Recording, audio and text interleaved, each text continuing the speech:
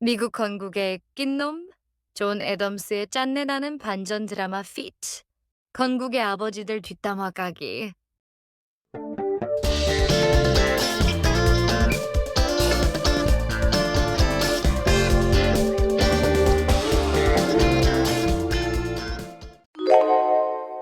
What's up, everybody?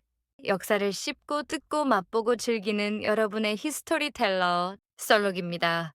자, 여러분.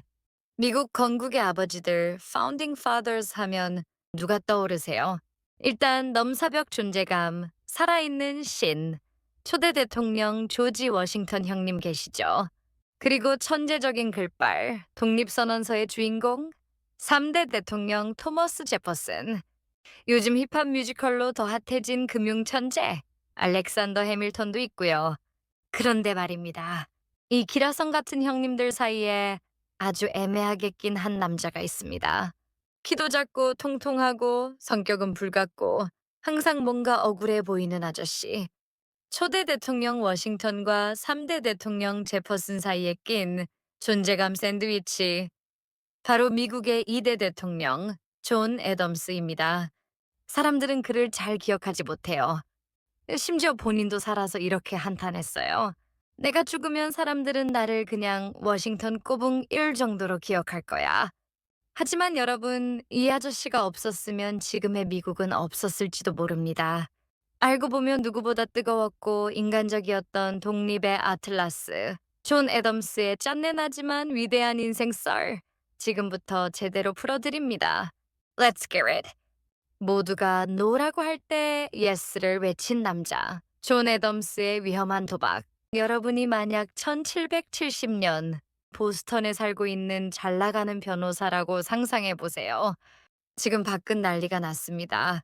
우리 이웃들이 영국군 총에 맞아 쓰러졌거든요. 사람들은 분노에 차서 저 살인마 영국군 놈들을 당장 교수형에 처해라 라고 울부짖고 있어요. 도시 전체가 폭발 직전의 화약고 같은 상황이죠. 그런데 바로 그때 누군가 여러분의 사무실 문을 두드립니다. 그리고 이렇게 말해요. 변호사님, 아무도 저 영국 군인들을 변호하려고 안 합니다. 당신이 좀 맡아주십시오.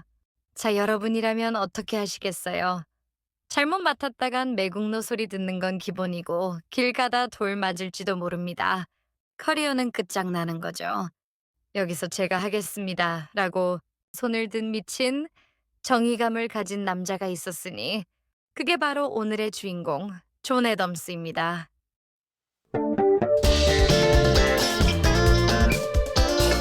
사건은 정말 사소한 데서 시작됐어요. 3월의 추운 밤 한 제빵사 도제가 영국군 장교한테 돈 안 냈다며 시비를 걸었죠. 이게 말싸움이 되더니 사람들이 몰려들기 시작합니다. 보스턴 시민들은 평소 영국군한테 쌓인 게 많았거든요. 사람들은 눈덩이를 던지고 몽둥이를 휘두르며 소리를 질렀어요. 써봐! 쏠 테면 써봐! 분위기가 험악해지자 당황한 영국군 하나가 그만 빵 아수에를 당겨버립니다. 탕! 탕! 연기가 자욱해진 거리엔 5명의 시민이 피를 흘리며 쓰러졌습니다. 이게 바로 그 유명한 보스턴 학살이에요.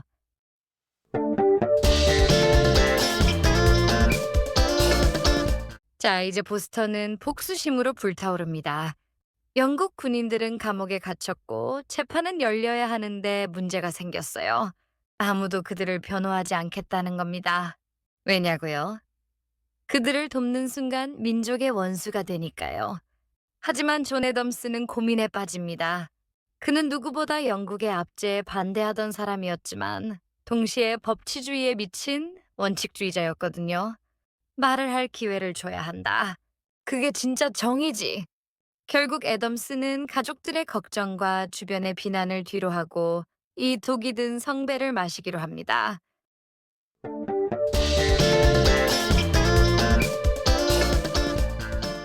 사람들은 그가 대충 하는 척만 하길 바랐을지도 몰라요. 하지만 애덤스는 진심이었습니다. 그는 증인들을 샅샅이 뒤져서 놀라운 사실들을 밝혀냅니다. 사실 영국군이 먼저 쏘려고 한 게 아니라 시민들이 몽둥이로 때리고 압박하는 바람에 생명의 위협을 느껴서 벌어진 우발적 사고였다는 걸 증명해낸 거죠. 그 유명한 명언이 여기서 나옵니다. 사실은 완고한 것입니다. 우리의 소망이나 성향, 열정이 어떻든 간에 그것이 사실과 증거를 바꿀 수는 없습니다. Facts are stubborn things, and whatever may be our wishes, our inclinations, or the dictates of our passion, they cannot alter the state of facts and evidence. 아무리 감정이 앞서도 일어난 사실 자체를 바꿀 수는 없다는 거죠. 결과는 대반전. 배심원들은 애덤스의 논리에 설득됐고 군인들 대부분이 무죄나 가벼운 처벌만 받고 풀려납니다. 보스턴 사람들은 처음엔 분통을 터뜨렸지만 시간이 지나면서 깨닫게 돼요. 와, 존 애덤스 진짜 대단하다. 저런 원칙 있는 사람이 우리 지도자가 되어야 해. 이 사건으로 애덤스는 할 말은 하는 정직한 사람이라는 엄청난 신뢰를 얻게 됩니다. 이 신뢰를 바탕으로 나중에 미국 독립의 핵심 엔진이 되고 제2대 대통령까지 오르게 된 거죠. 여러분, 만약 존 애덤스가 대중의 비난이 무서워 숨어버렸다면 어땠을까요? 아마 미국은 법의 나라가 아니라 복수의 나라로 시작됐을지도 모릅니다. 모두가 죽여라 라고 외칠 때 혼자서 법대로 하자 라고 말할 수 있는 용기. 그게 바로 오늘날 우리가 존 애덤스를 위대한 리더로 기억하는 진짜 이유 아닐까요? 자, 이제 무대는 필라델피아 대륙회의장으로 넘어갑니다. 영국이랑 진짜 한판 붙자 독립을 논의하는 자리였죠. 여기서 애덤스의 역할은 뭐였냐? 바로 독립의 엔진이었습니다. 다른 사람들이 그래도 영국이랑 화해해야 하지 않을까? 하고 쭈뼛거릴 때 애덤스는 혼자서 멱살 잡고 캐리합니다. 무슨 소리야? 당장 독립선언하고 헌법 만들고 외국이랑 동맹 맺어야지. 닥치고 내 말 들어. 워낙 말을 직설적으로 하고 성질이 급해서 적도 많았지만 그의 열정만큼은 아무도 못 말렸죠. 그래서 별명이 독립의 아틀라스였어요. 혼자서 독립이라는 무거운 짐을 다 짊어졌다는 뜻이죠. 자, 여기서 애덤스의 영혼의 단짝이자 라이벌 토머스 제퍼슨이 등장합니다. 둘은 정말 달랐어요. 애덤스는 키 작고 뚱뚱하고 말 많고 성격 급한 불 같은 남자. 제퍼슨은 키 크고 날씬하고 말없고 수줍음 많은 얼음 같은 남자였죠. 그런데 둘이 죽이 너무 잘 맞는 거예요. 완벽한 브로맨스였죠. 재밌는 일화가 있습니다. 1776년 드디어 독립선언서를 쓰기로 결정합니다. 누가 쓸 거냐? 위원회가 꾸려졌는데 사실상 애덤스랑 제퍼슨 둘 중 한 명이 써야 했어요. 애덤스가 제퍼슨에게 말합니다. 자네가 쓰게. 제퍼슨이 뺍니다. 아닙니다. 선배님이 쓰시죠. 애덤스가 8살 형이었거든요. 이때 애덤스가 제퍼슨이 독립선언서를 써야만 하는 이유 3가지를 댑니다. 자네는 버지니아 출신이잖아. 남부의 지지가 필요해. 나는 너무 인기가 없어. 내가 쓰면 사람들이 내용도 안 보고 욕부터 할걸? 자네가 나보다 글을 10배는 더 잘 쓰잖아. 와, 저 솔직한 보소. 자기 인성 별로인 거 인정하는 쿨함. 결국 제퍼슨이 펜을 잡았고 인류 역사에 길이 남을 명문장, 독립선언서가 탄생하게 됩니다. 제퍼슨이 글로 독립을 선언했다면 애덤스는 그 글이 통과되도록 회의장에서 미친 듯이 말로 싸운 사람이었죠. 환상의 복식주였던 겁니다. 초대 대통령 취임식. 화려한 워싱턴 옆에 쭈글해 보이는 애덤스. 독립전쟁의 승리로 끝나고 미국이 건국되었습니다. 초대 대통령은 당연히 조지 워싱턴. 그럼 2인자였던 애덤스는 초대 부통령이 됩니다. 그런데 이 부통령 자리가 애덤스한테는 지옥이었어요. 애덤스의 한탄, 부통령직은 인간이 만들어낸 직책 중에 가장 쓸모없고 하찮은 자리다. 할 일이 아무것도 없는 거예요. 그냥 상원회의장에 멍하니 앉아있는 게 일이었죠. 워싱턴은 너무나 거대한 존재였고 애덤스는 그 거대한 그림자에 완전히 가려져 버립니다. 워싱턴 형님도 좀 너무한 게 애덤스를 국무회의에 잘 껴주지도 않았어요. 애덤스는 자존심에 엄청난 스크래치를 입죠. 나도 건국의 아버지인데 왜 나만 왕따 시켜? 그런데 애덤스를 진짜 미치게 만든 사람은 따로 있었습니다. 바로 초대 재무장관 알렉산더 해밀턴입니다. 이 해밀턴이란 양반 진짜 천재였지만 정치 공작의 대가였거든요. 해밀턴은 워싱턴의 최애 참모였고 실질적인 권력을 쥐고 흔들었습니다. 해밀턴은 애덤스를 엄청 무시했어요. 저 뚱뚱하고 변덕스러운 늙은이 라고 뒷담화를 까고 다녔죠. 애덤스도 질 수 없죠. 해밀턴을 향해 역대급 패드립을 날립니다. 스코틀랜드 행상의 사생아 놈, Bastard brat of a Scotch peddler. 와우, 건국의 아버지들끼리 수준 실화냐? 완전 막장 드라마죠.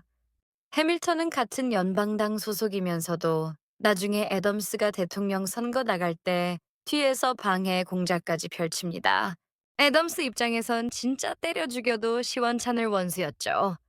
워싱턴이라는 태양 아래서 해밀턴이라는 독사에게 물어뜯기며 애덤스의 스트레스는 극에 달합니다. 탈모가 안 온 게 신기할 지경이에요.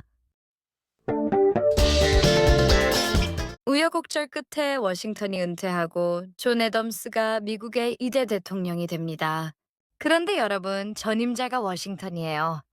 이건 뭐 마이클 조던 다음으로 농구하는 거랑 똑같은 거죠.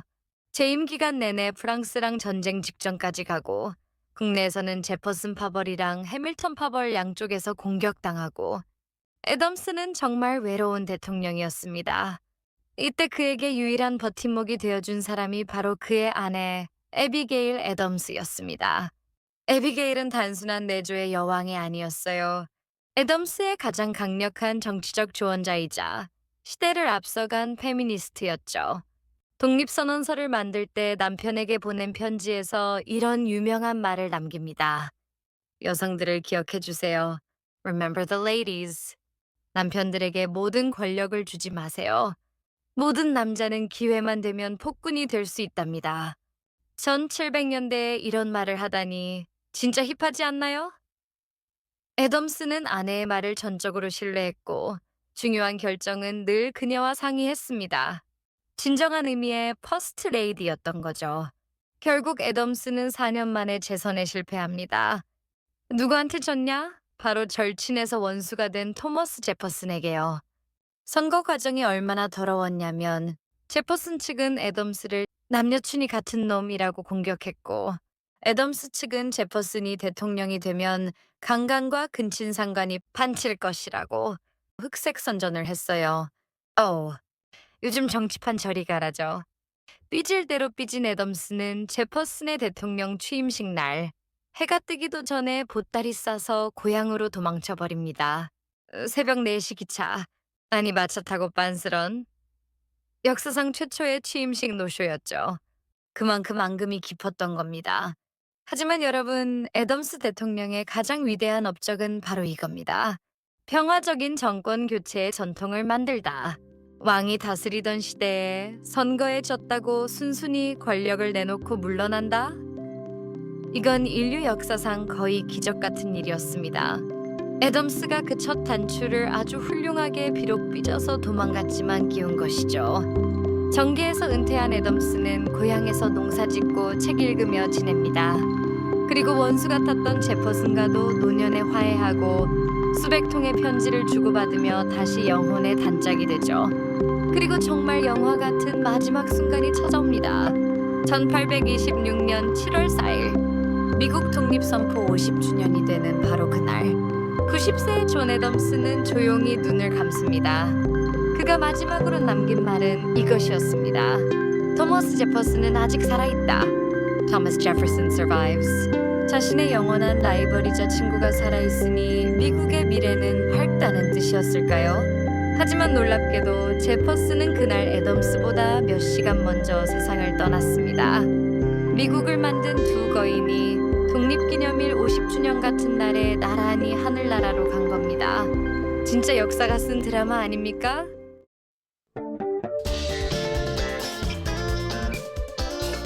여러분, 존 애덤스는 완벽한 영웅은 아니었습니다.